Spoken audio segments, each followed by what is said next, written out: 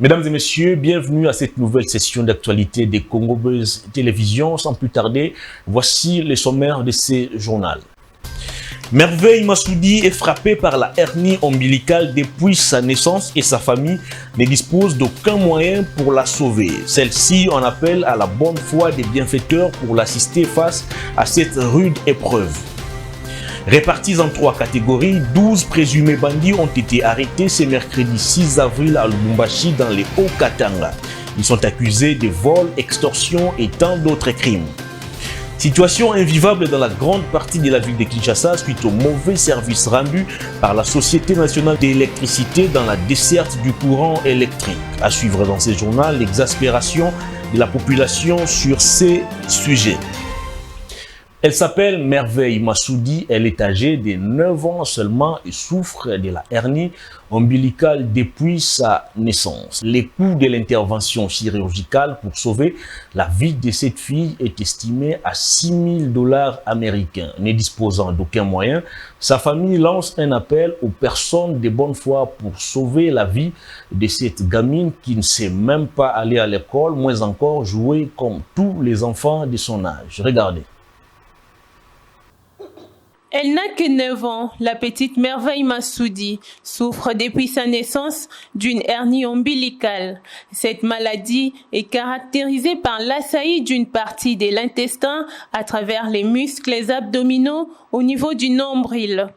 Difficile pour elle de jouer ni d'aller à l'école comme tout enfant, Merveille souffre du jour le jour par une douleur atroce. Limitée financièrement, la mère des Merveilles saisit notre rédaction pour passer ses messages à toute personne touchée de lui apporter du soutien financier afin de soigner sa fille. Eloko oyo ememinga vraiment awa eza problème o naza nango ya mwana na ngai. Naza na mwana na ngai ya mwasi nabotaka ye na Kisangani. Ntango abotama ye na maladi na mutolo. Mutolo wana ezalaka ya kovimba. Abotamaka nango ti bamekai kosoigner ko na Nzambe nde mwana oyo abikiti akoma lelo po elekela même mayela ba docteur mais bayebisaka nga ke continuer na Nzambe wana Nzambe yango nazala tout le temps pembe na Nzambe siko bayebisaka nga soki Nzambe asungi akokisi 6 ans il faut ba opérer malade bayebisaka nga kombo nango hernie abengango na terme misu opharocèle hernie ombilicale nde maladi mwana zanango il fallait ba opérer maintenant depuis akokisaki 6 ans makoki ezate. De nombreuses hernies guérissent spontanément avant l'âge d'1 an et la plupart avant 5 ans. Les hernies importantes qui ne guérissent pas nécessitent une intervention chirurgicale, laquelle peut être pratiquée en urgence si elle est coincée. Banana yaki, nazo bate na okeko bandela wapi, na kosukisela wapi tozo meka ezo simbate. Nzambe peka na bolingo na ye. Nde na komona chaîne oyo na télévision par hasard ba organe eza bien mais ba foi na ye awa eye ko vanda awa na kati tumeur oyo nde loko seli ke facture elekeli ngai degré facture babimisi $6 000 batu nyonso motema malamu ba olanda émission oyo bosunganga po mwalanga leka na opération. Maman Denise Nyakero, là, c'est mon motema ma maman. Yoza maman bala, première dame. Kotika ngate, pardon maman. Kotika ngate, bon moi la ngamo sunganga moi la ngale kon opération. Abedachou, papa motema balamu.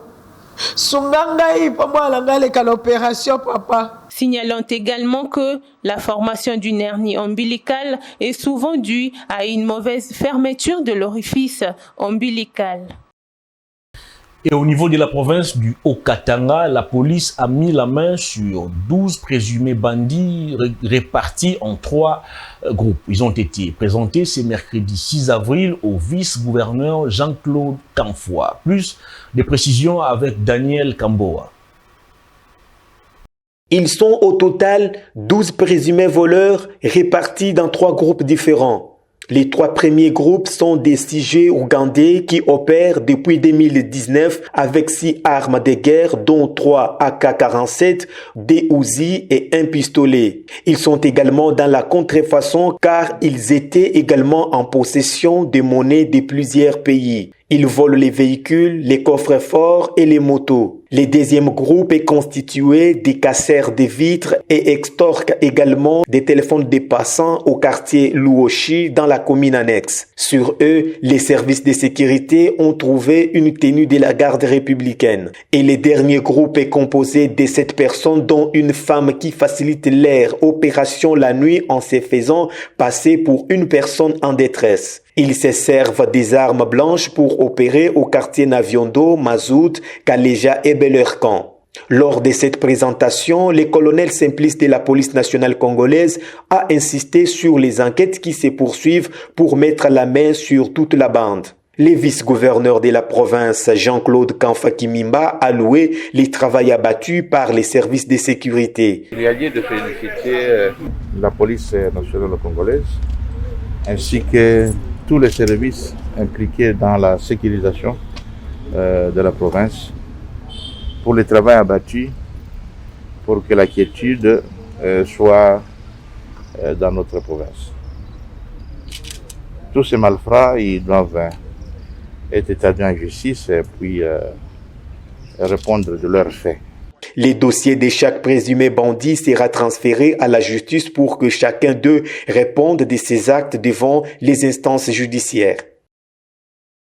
On revient à Kinshasa pour reparler de la flambée des prix dans différents marchés de la ville. Outre les aliments, les prix des boissons rafraîchissantes ont également galopé. Jemima Bolumbu et bienvenue Yaï pour ces reportages. Il est constaté à travers les différents points de vente à Kinshasa une modification des prix des boissons rafraîchissantes qui s'aligne cette fois-ci à la hausse des prix des produits des premières nécessités sur les marchés. À cet effet, quelques tenanciers des dépôts rencontrés livrent leurs impressions quant à ces changements. Il y a quelques temps, on achetait un casier de sucré à 16 000 francs congolais. Puis d'un coup, le prix a galopé jusqu'à 23 000 francs congolais. Aujourd'hui, un casier se vend à 26 000 francs. La raison exacte de cette hausse n'est pas connue. D'un côté, on parle de la taxe et de l'autre, information de la hausse des prix des matières de production telles que le maïs. L'opinion s'interroge sur les récurrentes augmentations des prix des boissons, alors que les matières premières qui contribuent à la fabrication des bières et autres boissons sont produites en République démocratique du Congo. Chaque fois, les autorités de ces pays n'ont pas d'amour pour les petits peuples. Actuellement, tous les produits sont revus à la hausse. Une situation qui n'est pas bonne pour les boissons, par exemple. L'eau nous appartient. Il y a les fleuves Congo. Les maïs proviennent de nos provinces. Si le problème est lié aux différentes taxes, que l'État s'arrange avec toutes ces entreprises pour un allègement fiscal. Rappelons par ailleurs que le ministère de l'économie nationale, qui dans sa mission devrait procéder au contrôle de la structure des prix à travers les différents marchés de Kinshasa afin de pallier à cette situation, n'est visiblement pas sur terrain. Et toujours à Kinshasa, les abonnés de la Société nationale d'électricité ne cessent de se plaindre au sujet de la desserte insuffisante du courant électrique. Jules Mbillet et Bienvenue Yaï ont signé ces reportages.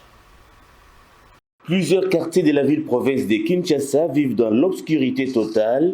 Sur l'ensemble de la ville, l'accès théorique de la population à l'électricité est estimé à 44,1%. À Lemba, Matongé, Bandal, Mongafula, Masangambila, Kanluka, Kitambo par exemple, l'on enregistre la coupure d'électricité vers 5h et 6h pour revenir après 22h ou 23h pendant que les gens dorment déjà. Je me demande si la SNEL ne travaille seulement qu'au service du football. Et vous remarquerez que non, quand on dit il y a du courant, ce n'est pas toute la journée. Vous pouvez avoir 3 heures de courant et le reste des heures, vous n'avez pas de courant. Où soit la situation de délestage. Moi, ce que je demande, c'est qu'on puisse un peu voir ce qui ne va pas avec les barrages d'abord, et puis quand on va finir avec la situation des barrages pour voir qu'est-ce qui ne va pas pour que toute la ville soit éclairée. Et après qu'on puisse revoir avec les installations. Comme on peut s'en rendre compte, cette situation est déplorable. Elle est due principalement au raccordement frauduleux des câbles mal placés et devenus vétustes. Le cas des Matadi Kibala est éloquent. Face à cette insatisfaction de ses abonnés, la Société nationale d'électricité ne sait que garder silence. Que veulent alors les abonnés? Selon moi, le courant électrique pose beaucoup de problèmes. C'est comme si ici en ville, il y a coupure intempestive. D'ailleurs, le courant se fait rare. Quand il y a coupure, le rétablissement, c'est vers 1h, 2h du matin, sans pour autant l'utiliser. Nous déplorons. Un véritable paradoxe décidément. La République démocratique du Congo, dotée d'un potentiel hydroélectrique énorme, parmi les 5 plus importants au monde, estimé à 100 MW, malheureusement, les ménages vivent dans l'obscurité. Les entreprises et autres industries qui fonctionnent avec l'électricité enregistrent un manque à gagner énorme. Autre chose dans ce journal, le ministre de l'Enseignement supérieur et universitaire a procédé ce jeudi 7 avril 2022 au lancement des travaux de réhabilitation et de construction des auditoires et homes à l'Université pédagogique nationale. C'était en présence du conseiller principal du chef de l'État en charge des infrastructures, mais aussi du directeur général de l'ARPTC. Esther Amissi nous en dit plus. Le ministre de l'Enseignement supérieur et universitaire pose la première pierre pour marquer officiellement les débuts des travaux. Les travaux consistent en la construction des auditoires d'une capacité de 200 étudiants par salle, la réhabilitation des anciens bâtiments et l'achèvement des bâtiments inachevés ainsi que la réhabilitation des homes. Les travaux qui s'exécuteront en 3 phases s'étendront sur une durée de 3 ans. La première partie nécessitera un peu plus de 100 millions de dollars américains. Il lui donne la vision et c'est à nous les gouvernements, nous les techniciens, de pouvoir travailler pour la matérialisation. Il y a une année, il l'avait dit ici, il n'y a même pas une année, c'est 9 mois, il l'avait dit. Mais vous savez, pour concevoir tout ce travail ici, pour faire les appels d'offres, et pour qu'on arrive à sélectionner l'entreprise qui va gagner ces marchés, c'est tout un processus. Nous avons voté des lois et ces lois-là, nous devons les respecter. Et c'est que le président nous a mis vraiment la pression pour nous dire pourquoi ça ne commence pas alors que vous avez l'argent disponible. Nous avons dit, Excellence, nous allons respecter la procédure. Nous allons faire en sorte que ça se passe dans les normes. Il y a 3 phases. La première phase, 100 millions de dollars qui vont être utilisés pour l'IPEN, pour l'université de Mbujimai, pour l'université de Kananga et pour l'université de Bunia. Et l'INBTP Kinshasa. Et les autres phases vont suivre. La société ZS Africa Solutions SARL, c'est le maître de l'ouvrage. L'Université pédagogique nationale ressemblera à ceci à la fin des travaux. Au grand bonheur des bénéficiaires.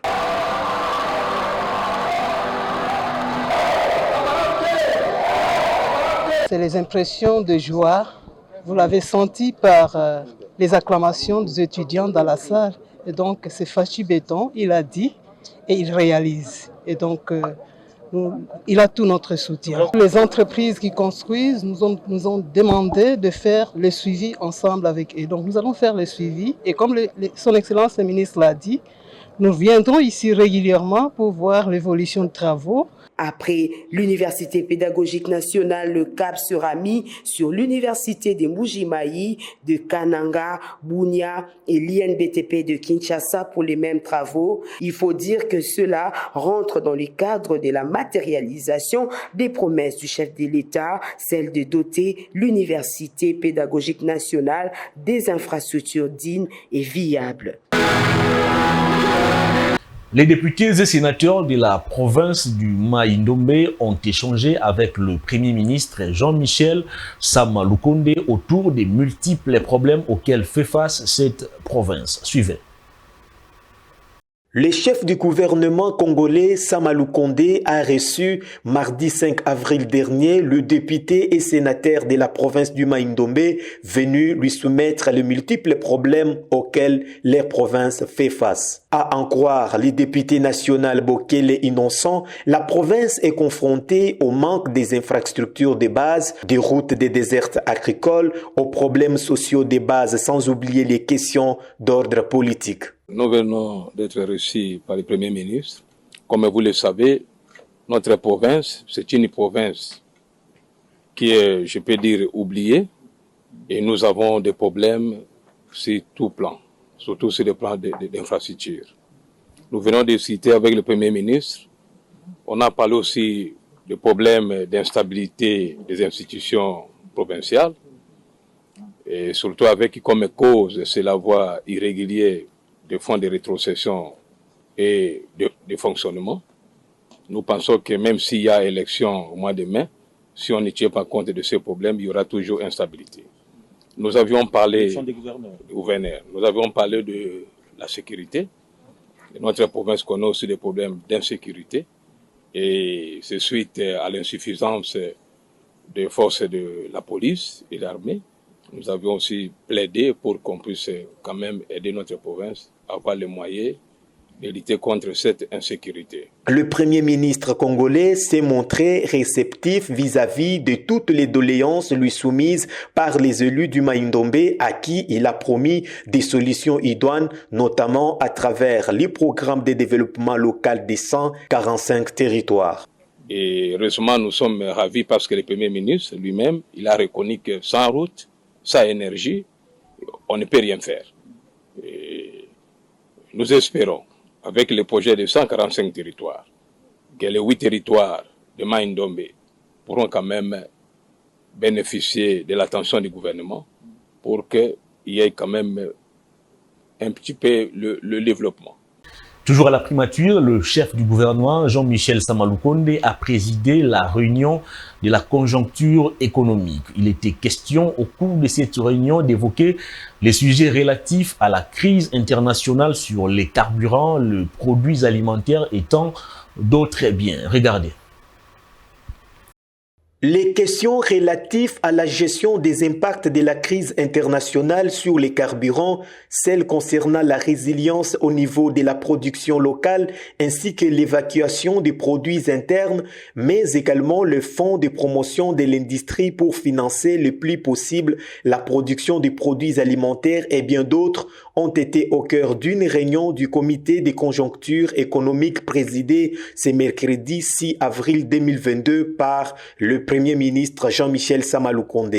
Au cœur de cette réunion élargie au ministre du portefeuille de l'industrie, des hydrocarbures, de la communication et médias, mais également aux membres de la Fédération des entreprises du Congo et des pétroliers, les chefs du gouvernement et ses hôtes ont examiné plusieurs dossiers, notamment celui ayant trait au carburant, mais aussi les mesures qui doivent être prises pour faire face au choc du niveau général des prix au niveau international dû essentiellement à la guerre russo-ukrainienne. C'est ce qu'a révélé le ministre d'État, ministre du Plan, Christian Mwando Simba, dans les comptes rendus de cette réunion. Vous avez pu remarquer que nous avons eu à nous concerter avec le secteur pétrolier concernant la gestion de la crise internationale sur le carburant. Nous avons pu examiner ensemble les mesures qu'il y a lieu de prendre pour protéger la population. Parce que comme vous devez le savoir aujourd'hui, le gouvernement supporte près de 66% du coût subventionne, 66% du coût réel qui devait être supporté à la pompe. Et nous avons examiné les mécanismes pour protéger la population et probablement faire supporter l'autre partie par les entreprises qui sont capables de le faire. Selon les ministres d'État en charge du plan, les membres du CCE ont examiné avec le ministre sectoriel les priorités en ce qui concerne la résilience au niveau de la production locale. Pour le moment, un effort s'est fait pour la réparation rapide des routes des dessertes agricoles et le désenclavement des territoires selon les bassins de production. selon les bassins de production. Et également, une chasse sérieuse sera faite aux tracasseries sur les routes de manière à permettre l'accès aux principaux marchés. L'humanité a célébré ce 7 avril la journée mondiale de la santé sous le thème « Notre planète, notre santé ». À Kinshasa, votre rédaction s'est penchée sur le fonctionnement des structures sanitaires. Esther Mpinda et Deborah Wamba nous en disent plus. Qui que l'on soit, quel que soit notre milieu de vie ou notre pays de résidence, la santé demeure le plus précieux des biens. Voilà pourquoi le monde célèbre chaque 7 avril la journée mondiale de la santé en mettant l'accent sur l'accès aux soins médicaux de qualité, l'accent aux infrastructures médicales répondant aux normes modernes. En République démocratique du Congo, le constat fait par la population interviewée par notre rédaction est assez alarmant. En RDC, les médecins, il y a certains qui font leur travail, il y a aussi certains qui ne font pas le travail comme il faut par rapport au serment qu'ils avaient dit le jour de leur défense. Les infrastructures par rapport aux normes internationales, ça ne correspond pas. Ils font correctement leur travail. Mais sauf qu'il y a un petit problème au niveau de salaire. L'accès aux soins de santé n'est pas du tout équitable parce qu'il y a des gens qui sont beaucoup plus privilégiés parce qu'ils ont l'argent. Mais ceux qui n'ont pas l'argent, on ne les traite pas vraiment. On les met d'abord à côté en attendant qu'on puisse traiter ceux-là qui viennent avec l'argent. Par ailleurs, le médecin Jules Mombaye, œuvrant à l'hôpital Kimbanguste de Kinshasa, nous donne ses impressions. La RDC a traversé beaucoup de preuves côté sanitaire. Nous avons surmonté des épidémies, nous avons surmonté la guerre aussi, ça joue sur la santé. Et nous avons surmonté de diverses pandémies aussi, notamment le malnutrition et autres. Et tout ça, toutes ces épreuves-là ont contribué à l'avancement de ce domaine sanitaire, tant bien que mal. Notons que, durant cette célébration, plusieurs manifestations sont organisées pour sensibiliser la population ainsi que le corps médical. Fin de ce journal, mais avant de nous quitter, en voici le rappel des titres. Merveille Massoudi est frappée par la hernie ombilicale depuis sa naissance et sa famille ne dispose d'aucun moyen pour la sauver. Celle-ci en appelle à la bonne foi des bienfaiteurs pour l'assister face à cette rude épreuve. Répartis en 3 catégories, 12 présumés bandits ont été arrêtés ce mercredi 6 avril à Lubumbashi dans les Hauts-Katanga. Ils sont accusés de vol, extorsion et tant d'autres crimes. Situation invivable dans la grande partie de la ville de Kinshasa suite au mauvais service rendu par la Société nationale d'électricité dans la desserte du courant électrique. Vous avez suivi dans ce journal l'exaspération de la population sur ces sujets. Ce journal est complètement terminé. À toutes et à tous, merci de l'avoir suivi. Au revoir.